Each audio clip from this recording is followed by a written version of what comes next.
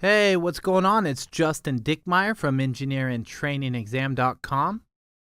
And in this video, we will discuss double declining balance depreciation.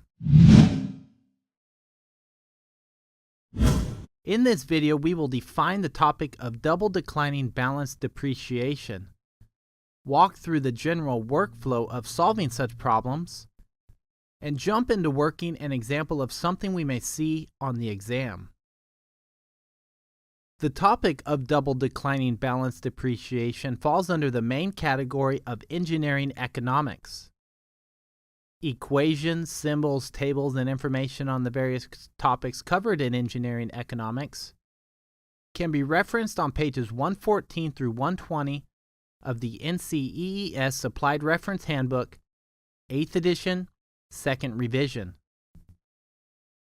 Double declining balance depreciation is different from straight line depreciation in the sense that the rate of depreciation is not uniform over the useful lifespan of the asset.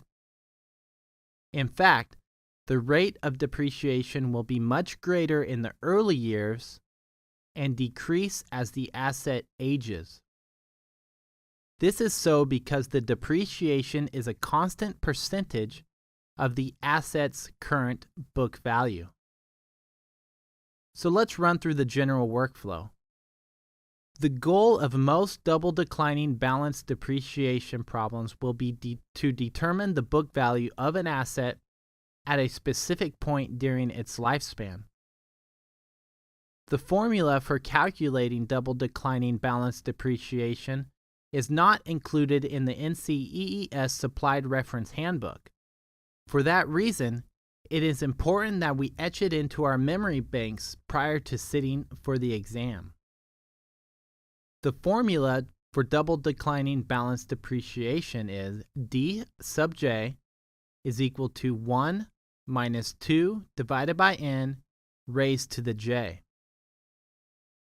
Like stated, we will most likely encounter a problem asking us to determine the book value of an asset. Knowing this, we will need to etch another formula into our minds. The depreciation is a constant percentage of the asset's current book value, so we can determine the book value at any year within the asset's useful lifespan using the formula BV sub j is equal to C times 1 minus 2 divided by n raised to the j, where BV sub j is the book value in year j, C is the cost of the system, and n is the useful lifespan. It is not uncommon for the book value calculated to exceed the asset's value at the end of its lifespan.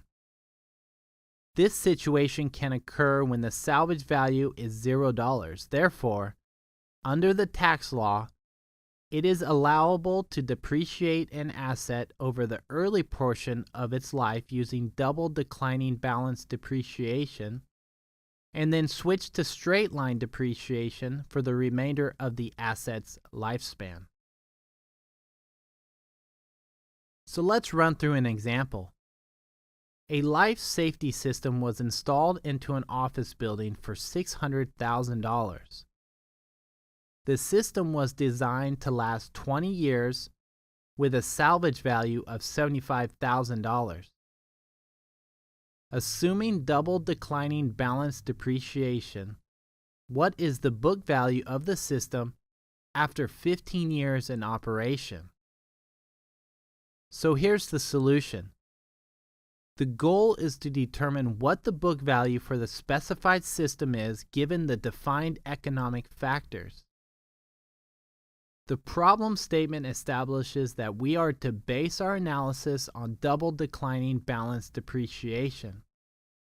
This formula cannot be found in the NCEES Supplied Reference Handbook, 8th edition, 2nd revision. However, it states that BV sub j is equal to C times 1 minus 2 divided by n raised to the j, where BV sub j is the book value in year j, C is the cost of the system, and N is the useful lifespan.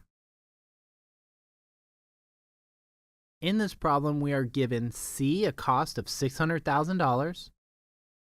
We're given N, a useful lifespan of 20 years. And the year we're looking to determine the book value is year 15. Plugging these values into the equation, we find that BV sub 15 is equal to 600,000 times 1 minus 2 divided by 20 raised to the 15, which equals 123,535. So the current book value is $123,535. There are a few ways that we can err on a problem like this. The first is obviously by forgetting the formula for double declining balanced depreciation, and that's why it is critical to etch this into our mind come exam day. Because this formula is not provided for us in the NCEES reference manual, we may resort to using straight line depreciation, which will lead us to an incorrect assessment of the asset. Other than that, another error would be just failing to input the correct factors when using the formulas. This is easy enough to do when time is tight, but it's crucial that we stay cool and collected as we work through these problems. Well, that's it for this video. Do you know anybody that would benefit from this lesson? If so, let's try to reach out and help others by sharing this video with them. Also, take a second to like this video and leave a comment and tell me how it will help you move forward in your goal of becoming a professional engineer. And finally, type in engineerintrainingexam.com into your URL bar and visit the site to download for free the transcript to this video along with the example problem and solution we worked. While you are there, you can also sign up for the free EIT Academy Bootcamp, 137 pages and over 50 practice problems and solutions to get you on track to passing this exam.